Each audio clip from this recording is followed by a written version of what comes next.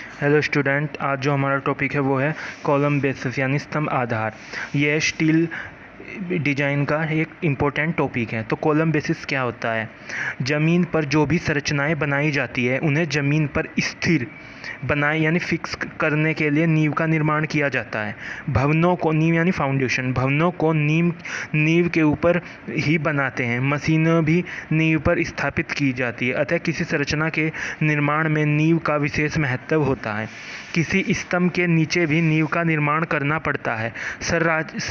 संरचनात्मक इस्पात से निर्मित स्तंभों पर भार प्राय काफ़ी अधिक होते हैं और इसके लिए विशेष प्रकार की नींव तैयार की जाती है। संरचनात्मक इस्पात के स्तंभों की नींव को स्तंभ आधार कॉलम बेसिस कहते हैं। स्तंभ आधार के प्रकार, टाइप्स ऑफ कॉलम बेसिस। अब जो हमारे स्तंभ आधार हैं वो तीव्रता के बढ़ते हुए क्रम में स्तंभ आधार निम्न प्रकार के बनाए जाते हैं: स्लैब के आधार, गसेट आधार और ग्रिलेज नींव। तो स्लैब बेसिस, गसेट बेस और ग्रिलेज फाउंडेशन। तो अभी जो हम पढ़ेंगे, हम दो पढ़ेंगे, स्लैब आधार और गसेट आधार, क्योंकि यही हमारे कॉलम में है। तो ये आप ये डायग्राम देख रहे हैं, ये जो डायग्राम है ये इस टॉपिक के लिए बहुत ज़्यादा इंपॉर्टेंट है हमारे इस टॉपिक में, ठीक है।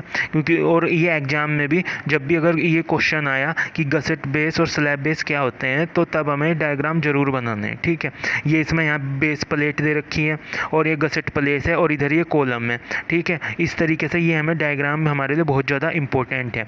स्लैब आधार कम भार के लिए, गसेट आधार अधिक भार के लिए, यानी जो हमारा स्लैब आधार होगा तो कम भार के लिए बनाया जाता है और गसेट आधार जो होता है ये हमारा अधिक भार के लिए, तथा ग्रिलेज नींव बहुत अधिक भार के लिए प्रयोग की जाती है। ग्रिलेज नींव का अभी कल्पन जो है वो हमारे हमारे जो सिलेबस है उसमें नहीं है, तो इसलिए हमें सिर्फ स्लैब आधार और गसेट आधार का ही वर्णन इसमें करने हैं और उसके बारे में ही हम पढ़ेंगे। तो क्या है स्लैब आधार, स्लैब बेस? स्लैब आधार के अंतर्गत एक कंक्रीट का वर्गाकार या आयताकार आधार तैयार किया जाता है, यानी कंक्रीट का। ये हम यहाँ से साइड से देख रहे हैं, टॉप से देखेंगे तो एक क्या होता है कि वर्गाकार होता है। इसके ऊपर एक मृदु इस्पात की आधार प्लेट वर्गाकार या आयताकार की रखते हैं। इस आधार प्लेट के ऊपर संरचनात्मक इस्पाती स्तंभ टिका होता है। आधार प्लेट और स्तंभ की तली को क्लीट कोणीय खंड द्वारा आपस में रिवेट अथवा वेल्ड से जोड़ दिया जाता है। इससे स्तंभ अपनी निश्चित स्थिति में बना रहता है। स्तंभ पर आने वाला भार आधार प्लेट पर स्थानांतरित होता है और फिर आधार प्लेट से कंक्रीट आधार पर स्थानांतरित हो जाता है। अंत में भार कंक्रीट आधार से मर्दा पर स्थानांतरित हो जाता है। क्लीट कोणीय खंड का संयोजन स्तंभ की फ्लैंज के साथ किया जाता है। कोणीय खंड की ऊर्ध्व भुजा को फ्लैंज के साथ रिवेट अथवा वेल्ड द्वारा जोड़ दिया जाता है और कोणीय खंड की क्षैतिज भुजा को आधार प्लेट के साथ रिवेटों अथवा वेल्ड द्वारा जोड़ दिया जाता है। स्तंभ की वेब को भी अतिरिक्त क्लीट एंगल द्वारा आधार प्लेट से संबंधित कर देते हैं। नेक्स्ट है हमारा गसेट आधार यानी गसेट बेस। जब स्तंभ आधार को गसेट प्लेट के द्वारा आधार प्लेट से संबंध किया जाए तो स्तंभ आधार को गसेट आधार कहते हैं। स्तंभ पर आने वाला भार सीधे ही आधार प्लेट भार स्थानांतरित न होकर गसेट आधार के माध्यम से स्थानांतरित होता है। भारतीय मानक इंडियन स्टैंडर्ड 800/1984 के अनुसार गसेट आधार वाले स्तंभों की तली पर की सतह को सपाट समतल कर लिया जाता है। इससे स्तंभ का भार गर्डर, आवरण प्लेट, गसेट प्लेट एवं कोणीय खंड के माध्यम से आधार प्लेट को स्थानांतरित होता है। यदि स्तंभ की तली को सपाट न बनाया गया हो तो स्तंभ के सभी बंधक जैसे गसेट प्लेट, आवरण प्लेट तथा कोणीय खंड स्तंभ के संपूर्ण भार को वहन करने में दक्ष होने चाहिए। ये क्या है हमारा?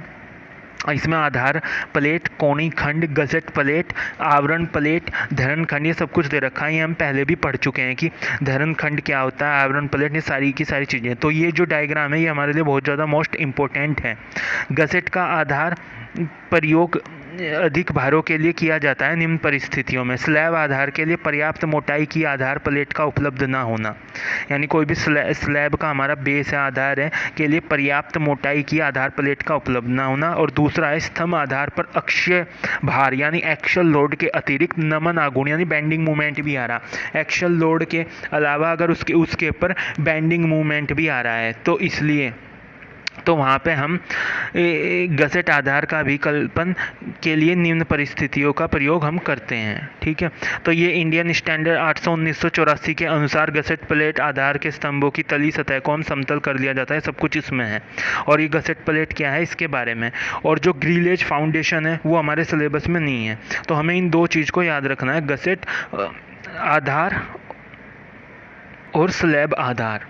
तो ये हमारे लिए बहुत ज़्यादा इम्पोर्टेंट है, स्तंभ आधार के प्रकार। ठीक है, तो ये बहुत ज़्यादा इंपॉर्टेंट है, तो ये हमें याद रखने हैं विद डायग्राम। और डायग्राम इसमें इंपॉर्टेंट है ये क्योंकि डायग्राम पे ही नंबर मिलते हैं, और एग्जाम में भी अगर ये क्वेश्चन आता है कि स्तंभ आधार के प्रकार से आप क्या समझते हैं, तो हमें ये तीनों प्रकार लिखने हैं, लेकिन समझाना हम स्लैब आधार और गसेट आधार, क्योंकि ग्रिलेज नींव फाउंडेशन हमारे सिलेबस में नहीं है और दोनों के हमें डायग्राम बनाने हैं, और ये टॉपिक हम क्लास में भी कर चुके हैं।